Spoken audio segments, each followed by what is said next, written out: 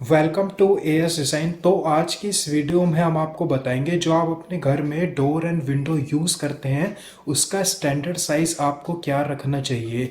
And आपको साथ में ये भी बताएंगे जो हम पहले अपने डोर एंड विंडो के साइज़ लेते थे उसमें और आज में कितना डिफरेंस है और दोनों के क्या फ़ायदे हैं और क्या नुकसान है।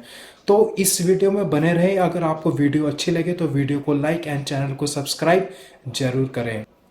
तो सबसे पहले बात करेंगे हम जो पहले अपने डोर का साइज यूज़ करते थे वो हम क्या लेते थे।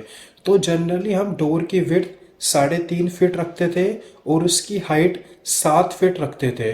उसके ऊपर हम एक अलग से वेंटिलेशन भी प्रोवाइड करते थे जिसमें आप अपना ग्लास फिक्स करवाते थे और ऊपर से एक जाली भी लगवाते थे।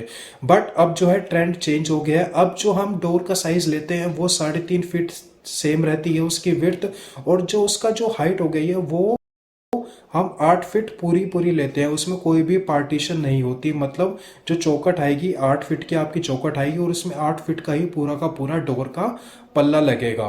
बट इसमें एक चीज़ ध्यान रखने वाली है, जो हमारी स्पेस के अकॉर्डिंग है ना, जो डोर की विड्थ है वो चेंज हो सकती है। जैसे आपका जो मेन डोर आएगा उसकी विड्थ अलग होगी, जो बेडरूम पे डोर आएगा उसकी विड्थ अलग होगी, और जो वॉशरूम पे आएगा उसका डोर का साइज अलग होगा।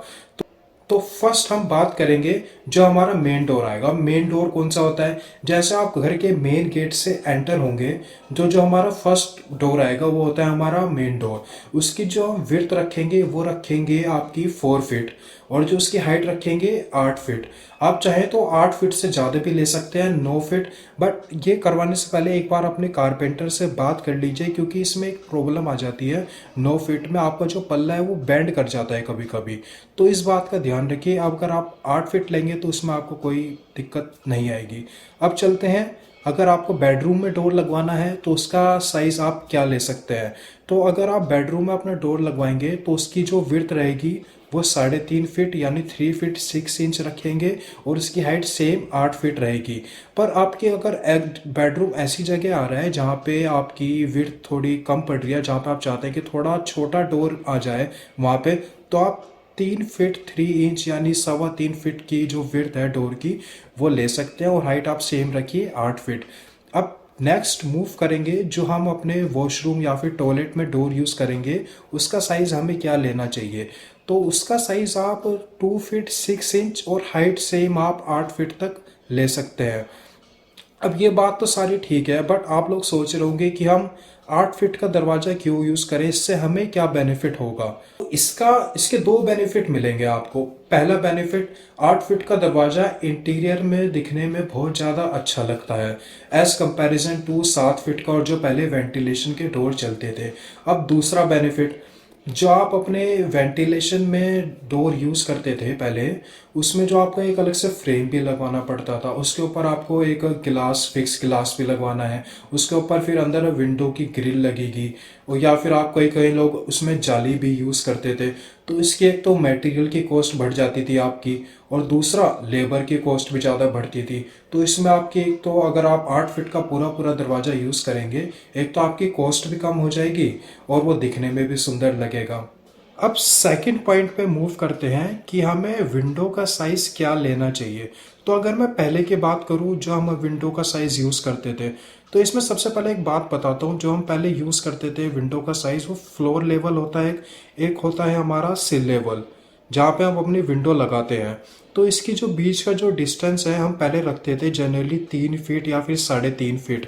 बट अब वो चेंज हो गया है। जो हम फ्लोर लेवल्स और जो हमारी विंडो लगेगी उस जहाँ से स्टार्टिंग होती है विंडो की, उसकी बीच की जो दूरी है जो डिस्टेंस है अब हम 2 फीट रखते हैं। 2 फीट से ज़्यादा नहीं रखते, और कहीं कहीं कंडीशन में ये 1 फीट भी रखी जाती है।